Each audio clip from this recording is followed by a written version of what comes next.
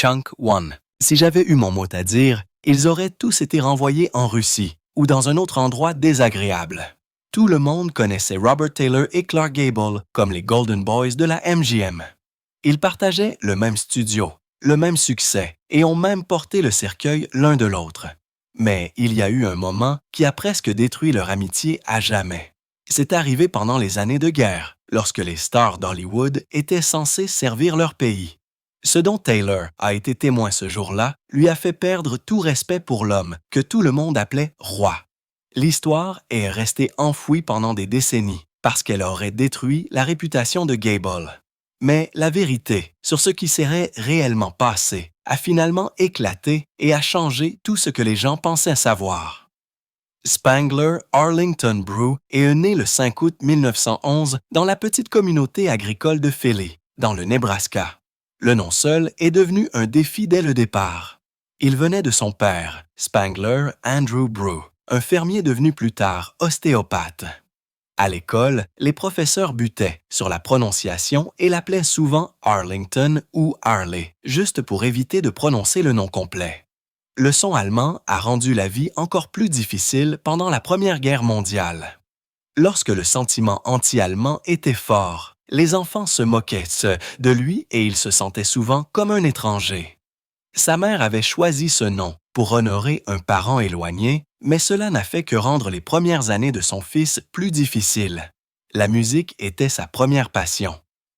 Au lycée de Béatrice, il est devenu un corniste talentueux, prenant des leçons à Lincoln avec le professeur Herbert E. Gray. Gray a vu quelque chose d'extraordinaire en lui et l'a poussé vers une carrière dans la musique classique. Taylor rêvait également d'étudier la médecine comme son père. Il s'est inscrit au Doane College à Crete, dans le Nebraska, avec l'intention de suivre une voie prémédicale. Pendant 2 étés, il s'est produit dans un trio musical sur la radio KMMJ à Clay Center, gagnant de petites sommes d'argent tout en perfectionnant ses compétences de performance. Gray pensait qu'il avait le talent pour jouer avec de grands orchestres, ce qui le rendait furieux lorsque Taylor a commencé à jouer dans des pièces de théâtre sur le campus. Il était également un athlète vedette. Au lycée de Béatrice, il a battu des records en athlétisme et est devenu un héros local à la fin des années 1920. Son nom est apparu dans les journaux, non seulement à Béatrice, mais aussi à Lincoln et à Omaha. Il ne se limitait pas à un seul événement. Il excellait dans plusieurs, prouvant qu'il avait une coordination et une détermination naturelle. Les universités l'ont remarqué et lui ont offert des bourses. Chunk 2. La discipline des entraînements matinaux, des régimes stricts et de la concentration compétitive l'a accompagné toute sa vie. Cette même compétence physique le rendrait plus tard parfait pour les rôles aventureux pour lesquels il est devenu connu. Le plus grand tournant s'est produit lorsque le professeur Gray a déménagé en Californie pour enseigner au Pomona College. Taylor l'a suivi au début des années 1930. Un geste risqué pour quelqu'un d'une famille modeste. En Californie, il prévoyait de continuer à étudier la musique et la médecine, considérant cela comme un chapitre temporaire avant de rentrer chez lui. Mais Gray l'a encouragé à découvrir tout ce que l'université avait à offrir. Et cela comprenait le groupe de théâtre.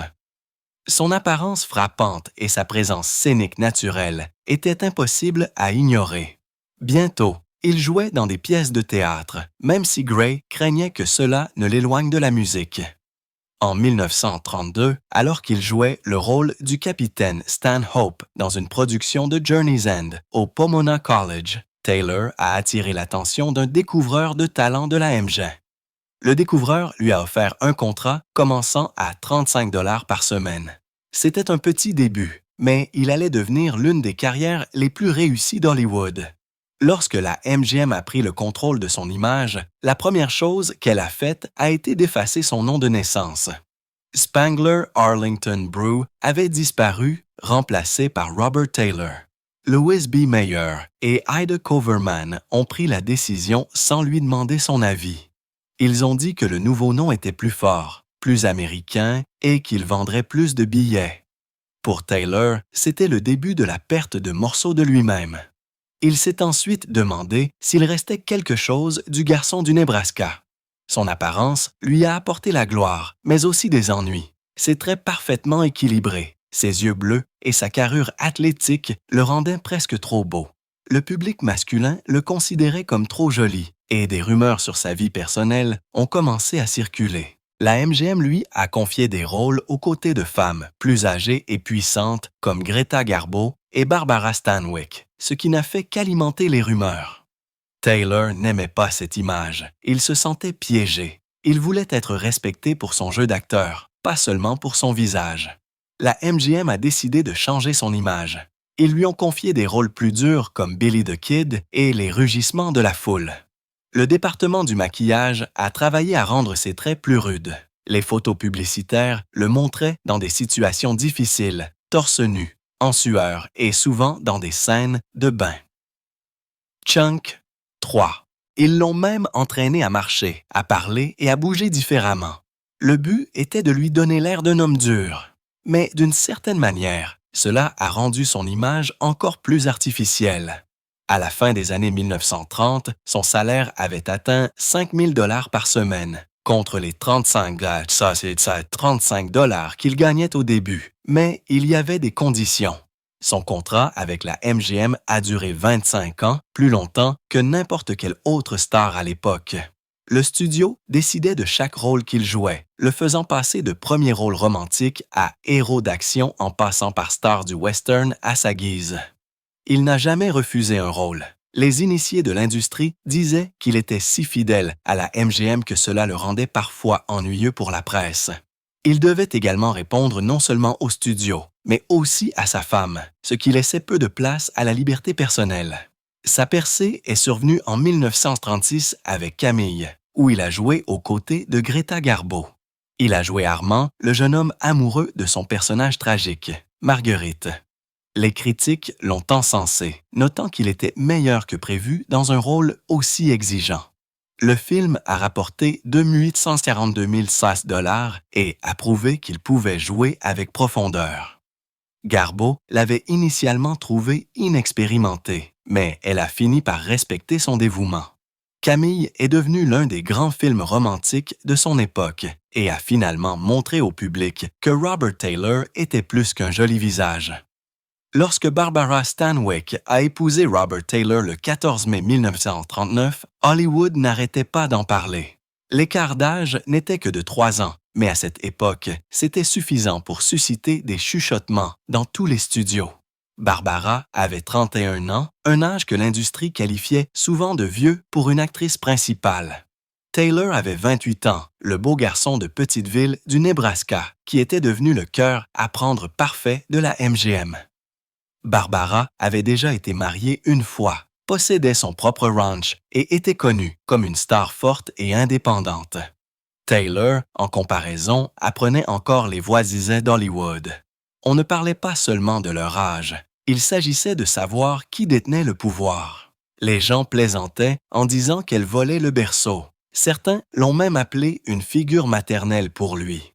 Elle gagnait beaucoup plus d'argent que lui et s'était forgé une réputation grâce à des films audacieux comme Babyface. La relation inversait les rôles habituels, ce qui en faisait un potin irrésistible à toutes les fêtes sonnettes de la ville. Le mariage lui-même était du pur théâtre hollywoodien. Le patron de la MGM, Louis B. Mayer, n'a pas simplement encouragé le mariage. Chunk 4. Il l'a ordonné. Il a dit à Taylor qu'il devait l'épouser, puis a supervisé chaque étape de l'événement. Ils étaient tellement superstitieux au sujet du chiffre 13 qu'ils ont attendu juste après minuit pour échanger leurs vœux à San Diego. Ils ont utilisé leurs vrais noms, Ruby Catherine Stevens et Spangler Arlington Brew. Pour que tout reste discret, Marianne Marks, la femme de Zeppo Marks, et la même femme qui avait organisé leur rendez-vous à l'aveugle, a été demoiselle d'honneur. La propre famille de Taylor était absente, remplacée par un témoin approuvé par le studio. Ce n'est pas l'amour qui a motivé cette journée, c'était une opération de sauvetage. La MGM avait besoin d'un mariage hétérosexuel parfait pour faire taire les rumeurs sur les deux stars. Mayer a même rassemblé des journalistes à Beverly Hills juste pour l'annoncer. l'affaire entière semblait mise en scène et les initiés se sont secrètement moqués de l'évidence du plan du studio. 7 ans avant d'épouser Taylor, Barbara avait adopté un garçon nommé Anthony Dion Fay le 5 février 1932. Elle avait espéré qu'un enfant pourrait sauver son mariage difficile avec son premier mari, Frank Fay. Lorsque le mariage s'est effondré, elle a gardé la garde de Tony, mais n'a jamais développé de lien avec lui. Son propre abandon d'enfance avait laissé de profondes cicatrices, et elle semblait incapable de lui montrer de la chaleur. Lorsque Taylor a rejoint la famille, Tony n'avait que 7 ans. Le garçon avait maintenant un beau-père qui le remarquait à peine et une mère qui le traitait comme un invité indésirable. Elle gardait sa photo cachée dans son placard et évitait d'en parler. En grandissant, la distance est devenue permanente. Même lorsqu'il a essayé de lui rendre visite sur son lit de mort, elle a refusé de le voir. Son frère a dit à Tony d'oublier qu'elle avait jamais été sa mère. Elle ne lui a rien laissé dans son testament. Tony est décédé en 2006, souhaitant toujours une connexion qui n'est jamais venue. Le propre comportement de Taylor a apporté son lot de scandales. En 1941, lors du tournage de Johnny Eager, il a commencé une liaison avec Lana Turner. Il s'est vanté auprès de ses amis qu'il était obsédé par elle et qu'il devait être avec elle, même si ce n'était qu'une fois. Lorsque Barbara l'a découvert, le choc a été si intense qu'elle aurait tenté de se suicider. Mais ce n'était qu'une trahison parmi d'autres. En 1950, lors du tournage de Quo Vadis à Rome, Taylor a ouvertement courtisé Lia De Leo, une figurante italienne. Il a s'était photographié quittant un bordel et n'a pas pris la peine de cacher leur relation. Chunk 5. L'humiliation pour Barbara était énorme. Il semblait que Taylor voulait la pousser à demander le divorce. Elle s'est envolée pour Rome pour le confronter et pendant 6 semaines, ils ont joué le rôle d'un couple heureux devant les caméras, tout en négociant discrètement la fin de leur mariage. Lorsqu'elle lui a finalement offert le divorce, elle a été stupéfaite qu'il accepte sans hésitation. Elle a alors réalisé que ces liaisons avaient été une façon calculée de la faire lâcher prise. En février 1943, Taylor a fait un choix qui a surpris tout le monde. À 32 ans, il était bien trop âgé pour la conscription. Il était marié, précieux pour l'effort de guerre, à la maison et avait toutes les raisons légales d'éviter le service. Les studios préféraient que leurs stars restent aux États-Unis, vendent des obligations de guerre et apparaissent dans des films patriotiques. Mais le 9 février 1943, Taylor s'est enrôlé dans l'US Naval Air Reserve sous son vrai nom. Il a seulement attendu assez longtemps pour terminer le tournage de Song of Russia, puis s'est présenté au service en août. La marine l'a accueilli, mais a rapidement décidé qu'il était trop âgé pour le combat. Il est devenu lieutenant junior grade et a été affecté à la formation de pilote au lieu de combattre à l'étranger. Cela l'a piqué au vif. Il avait voulu servir sur les lignes de front, mais ses ordres l'ont maintenu aux États-Unis. Malgré tout, il s'est avéré être l'un des meilleurs de sa classe, obtenant ses ailes le 11 janvier 1944 et terminant 5e de la formation d'instructeur. Son impact le plus durable est venu des 17 films de formation de la marine qu'il a réalisés entre 1943 et 1945. Ce n'était pas de simples bobines de propagande. C'était des outils d'enseignement soigneusement conçus qui couvraient tout, des bases du vol aux techniques de combat. Un film, Flight Sense, apprenait aux pilotes à manipuler l'avion espion Stearman N2S. Il a même ajouté de l'humour pour garder les leçons engageantes. Sa narration du documentaire de 1944, The Fighting Lady, a été largement saluée, en particulier par le New York Times. Ce qui a rendu ce travail encore plus remarquable, c'est que Taylor n'avait jamais piloté d'avion militaire avant de s'enrôler. Il a commencé à zéro, s'est entraîné intensivement à la Nouvelle-Orléans et a maîtrisé à la fois le vol et l'enseignement. À la Naval Air Station de Livermore, en Californie, il est devenu connu pour expliquer des concepts complexes de manière simple et claire, qui restaient gravés dans l'esprit de ses étudiants. En février 1951, Barbara Stanwyck s'est présentée au tribunal et a demandé le divorce de Robert Taylor, mettant fin à ce qui avait été considéré comme l'un des mariages les plus solides d'Hollywood. Ils étaient ensemble depuis 12 ans. Cette démarche a stupéfié l'industrie, car elle avait commencé comme un bluff. Alors que Taylor tournait Quo Vadis à Rome en 1950, il a commencé une romance très publique avec l'actrice italienne Lia De Leo. Chunk 6. Stanwyck s'est envolé pour le confronter et a menacé de divorcer, espérant que cela le ferait revenir vers elle. Au lieu de cela, il a accepté sans hésitation. Les conditions financières étaient punitives pour lui. Elle a obtenu 15% de ses revenus bruts jusqu'à ce qu'elle se remarie ou décède. Elle ne s'est jamais remariée et a encaissé chaque centime. Elle a également gardé la garde complète de son fils adoptif, Tony Dion, coupant complètement Taylor de la vie du garçon. La même année, Taylor a accepté un rôle qui a changé sa carrière à jamais. Westward the Women était un western à 2,2 millions de dollars, réalisé par William A. Wellman. Il racontait l'histoire d'un chef de convoi menant 150 femmes de Chicago en Californie pour épouser des colons. Le film a rapporté près de 4 millions de dollars dans le monde et a prouvé qu'il pouvait faire plus que jouer des rôles de beaux premiers rôles romantiques. Son personnage était dur et décisif, bien éloigné des rôles brillants qu'il avait joués auparavant.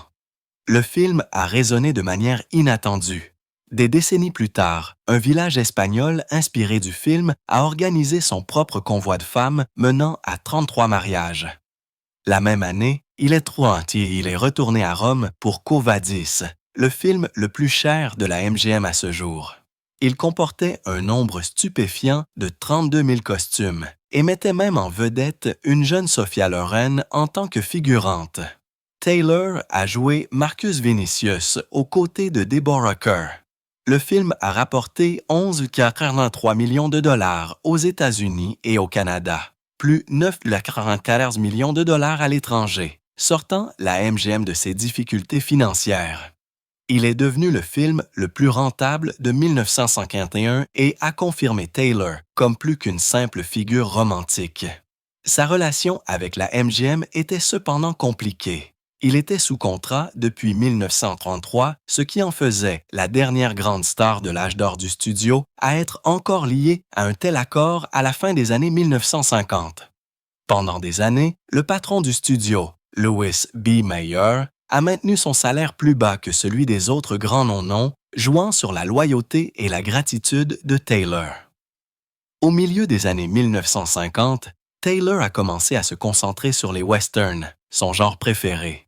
Lorsque son contrat a pris fin en 1958, il a fondé Robert Taylor Productions et a joué dans The Detectives de 1949 à 1962. La MGM a toujours trouvé des moyens de l'utiliser, le rappelant pour le Western Cattle King de 1963. Le chemin de Taylor a croisé celui d'une jeune Elizabeth Taylor dans Conspirator en 1949. Elle n'avait que 16 ans et l'écart d'âge était si évident que certains pensaient qu'il ressemblait à un père et une fille à l'écran. Il l'a traitée avec gentillesse, l'aidant dans ses études et louant son talent. Ils se sont retrouvés pour Ivanhoe en 1952, un film qu'elle n'a pas apprécié, mais qui est devenu l'un des plus gros revenus de la MGM, rapportant 11 millions de dollars en location. Chunk 7.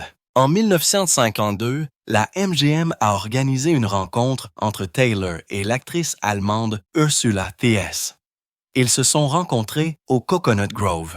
Elle s'était souvenue plus tard qu'elle se sentait au 7e ciel lorsqu'il l'a emmenée sur la piste de danse. Mais Taylor, encore méfiant après son divorce, a fréquenté d'autres femmes, même son ex-femme. Ursula lui a finalement lancé un ultimatum et ils se sont mariés le 23 mai 1954. Lors d'une petite cérémonie sur un bateau dans le Wyoming, Ursula est venue avec 2 enfants de son précédent mariage. Manuela et Michael, tous deux façonnés par les difficultés de l'Allemagne déchirée par la guerre. S'adapter à la vie à Hollywood a été difficile pour eux, en particulier sous les attentes strictes de Taylor. Les problèmes de Michael se sont accrus avec le temps, conduisant à un événement choquant en 1964 lorsque, à 18 ans, il a tenté d'empoisonner son père biologique, George T. Sass.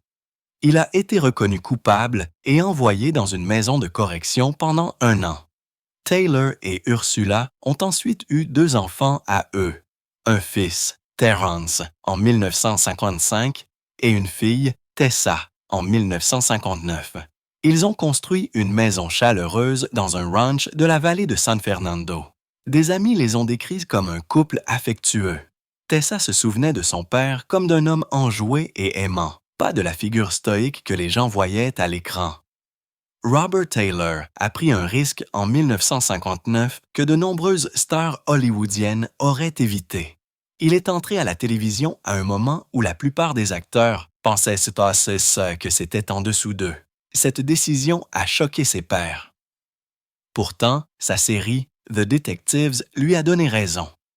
Elle a commencé comme un drame policier de 30 minutes sur ABC et a duré 2 saisons avant de passer à NBC, de passer à une heure complète et d'être rebaptisée Robert Taylor's Detectives. Au cours de ces 97 épisodes, Taylor a joué le rôle du capitaine Matt Holbrook, un chef d'unité de police d'élite, vif et déterminé. L'émission a attiré de futurs noms comme Adam West des années avant Batman et a même eu des scripts de Gene Roddenberry, qui allait créer Star Trek. Pour une star de cinéma de son envergure, ce n'était pas seulement un nouveau rôle. C'était un pas audacieux dans une industrie en pleine évolution. En 1966, une autre opportunité inhabituelle s'est présentée. Ronald Reagan, un ami proche, quittait Death Valley Days pour se présenter au poste de gouverneur. Taylor l'a remplacé à la fois comme animateur et comme acteur occasionnel. Remplacer un homme qui allait devenir président a donné à l'émission un étrange mélange d'Hollywood et de politique. L'amitié de Reagan et Taylor remontait à des décennies. Et lorsque Taylor est décédé, c'est Reagan qui a prononcé l'éloge funèbre. Le passage de Taylor a maintenu la série forte et a montré son profond engagement envers la télévision à un moment où peu de stars du cinéma l'embrassaient aussi pleinement. 8 ans plus tôt, en 1958, Taylor avait quitté la MGM. Chunk 8. Ce n'était pas une sortie ordinaire. Son contrat avait duré 24 ans, le plus long de l'histoire d'Hollywood. Commençant en 1934 quand il avait juste 23 ans, son premier salaire était seulement 35 $ par semaine. En 1940, il gagnait 5 000 $ par semaine, travaillant avec des légendes comme Greta Garbo, Clark Gable, Spencer Tracy et Elizabeth Taylor. Il est apparu dans plus de 80 films avant de partir. Cette démarche a marqué la fin d'une époque où les acteurs restaient fidèles à un seul studio toute leur vie. Après la MGM, le travail était constant, mais souvent décevant. Taylor a admis plus tard qu'il n'était pas fier de certains des films qu'il a réalisés pendant cette période. Les grands rôles de studio avaient disparu, et maintenant il prenait ce qui était disponible. Il y a eu encore des moments de qualité, comme son dernier film MGM Party Girl en 1958. Mais le changement était clair. Sans le soutien du studio, il devait s'adapter. Ce changement l'a poussé plus profondément dans la télévision, où les détectives sont devenus un rôle déterminant. En coulisses, une habitude de toute une vie faisait déjà des ravages. Taylor fumait depuis son enfance 3 paquets par jour, plus de 60 cigarettes par jour pendant des décennies. Au printemps 1968, à 57 ans, il a commencé à se sentir essoufflé et fatigué. Il pensait que c'était juste l'âge ou le surmenage, mais l'essoufflement n'a cessé de s'aggraver lorsqu'il a finalement demandé de l'aide médicale. La vérité était dévastatrice. C'était un cancer du poumon, presque certainement causé par son tabagisme important. Au début, le public a été informé qu'il avait la fièvre de la vallée, mais Taylor a confirmé lui-même la vérité, disant d'une voix calme « Oh, bien sûr, c'est un cancer. D'accord. Un cancer du poumon. » Il a subi une irradiation au cobalt et plus tard une opération importante pour enlever son poumon droit le 8 octobre 1968. Étonnamment, il a continué à fumer jusqu'à juste avant l'opération. Même après le diagnostic, sa dépendance avait encore une emprise sur lui. Incroyablement, il a continué à travailler. Death Valley Days est resté son objectif. Alors que la carrière de Ronald Reagan s'orientait vers la politique, Taylor se battait pour sa vie tout en apparaissant à l'écran. Entre les séjours à l'hôpital et les traitements, il a filmé autant qu'il le pouvait, agissant même dans des épisodes. La force dont il a fait preuve pendant cette période était remarquable, bien qu'elle ait eu un coût physique élevé. Puis, en mai 1969, la tragédie a de nouveau frappé la famille. Chunk 9. Le beau-fils de Taylor, Michael T.S., âgé de seulement 23 ans, est décédé d'une overdose de drogue dans son appartement de Los Angeles. Cela s'est produit seulement 2 semaines avant la propre mort de Taylor. Michael était le fils de la femme de Taylor, Ursula T.S., de son précédent mariage, mais Taylor l'avait traité comme son propre enfant. Cette double perte a été dévastatrice. Michael et Taylor ont été enterrés côte à côte. Le 8 juin 1969, à 10h30 du matin, Robert Taylor est décédé à l'hôpital St. John de Santa Monica. Il avait 57 ans. Ursula était présente à ses derniers instants. C'était bien loin de ses jours de gloire à la MGM où il gagnait l'équivalent de plus de 50 000 $ par semaine et vivait dans un ranch de 113 acres avec des chevaux et du bétail. Sa carrière de 35 ans avait inclus plus de 70 films et 2 grands succès télévisés. Avec sa mort, l'une des dernières vraies stars de l'âge d'or d'Hollywood s'en est allée. Ronald Reagan se tenait devant l'église de la Récession le 11 juin 1969, sa voix se brisant alors qu'il parlait. L'homme qui allait un jour devenir président luttait pour garder son sang-froid en disant au revoir à son ami Robert Taylor. Reagan l'a qualifié de plus qu'un joli visage.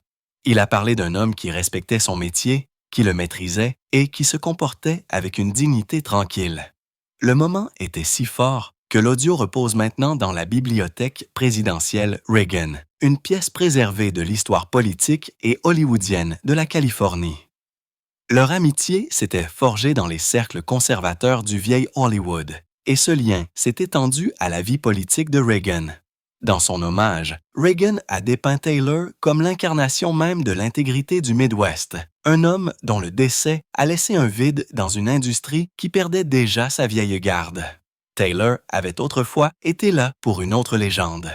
Le 19 novembre 1960, il a marché aux côtés de Spencer Tracy et James Stewart pour porter le cercueil de Clark Gable dans la même église où il serait un jour pleuré. Les funérailles étaient formelles, avec les honneurs militaires inclus, et étroitement gardées. C'était un rassemblement rare des hommes les plus brillants de la MGM qui avaient assez concouru pour des rôles, mais qui se respectaient profondément. La sélection de Taylor comme porteur de cercueil a montré l'estime que Gable avait pour lui, reconnaissant une carrière qui avait reflété son propre parcours de premier rôle romantique à héros robuste. Lorsque Taylor est décédé le 8 juin 1969, à seulement 57 ans, on a eu l'impression que le rideau tombait sur toute une époque.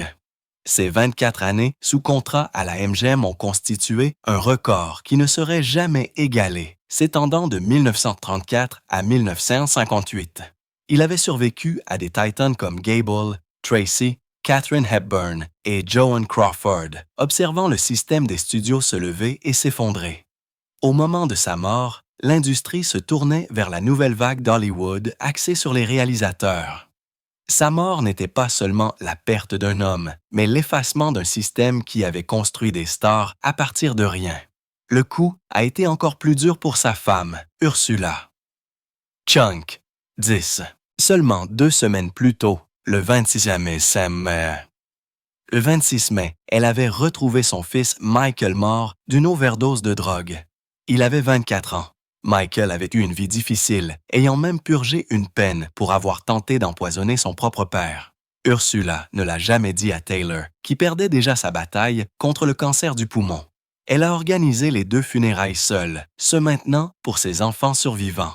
Taylor et Michael reposent maintenant côte à côte, un rappel silencieux des tragédies jumelles de la famille. Malgré toute sa renommée en tant qu'homme au profil parfait, Taylor portait une tempête privée d'insécurité. Il était obsédé par ses vêtements, disant un jour à Louise Reiner que son plus grand rêve était de posséder 10 costumes parfaitement taillés. Il croyait qu'il pouvait compenser ce qu'il considérait comme un manque de talent d'acteur. En vérité, il était toujours à la recherche de rôles qui prouveraient qu'il était plus qu'un simple beau visage. En 1941, il a commencé à se détourner du moule du premier rôle avec des rôles plus sombres comme Billy the Kid et Johnny Eager. Malgré cela, il minimisait souvent son succès, qualifiant le métier d'acteur de travail le plus facile au monde et attribuant son succès à la chance plutôt qu'au talent.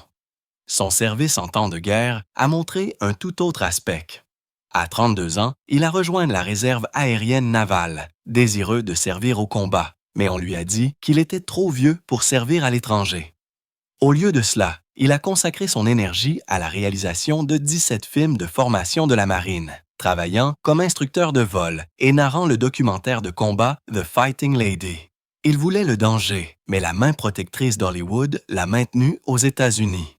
Même après la guerre, il s'est lancé dans des causes politiques, cofondant la Motion Picture Alliance for the Preservation of American Ideals et témoignant devant le Congrès contre les communistes présumés.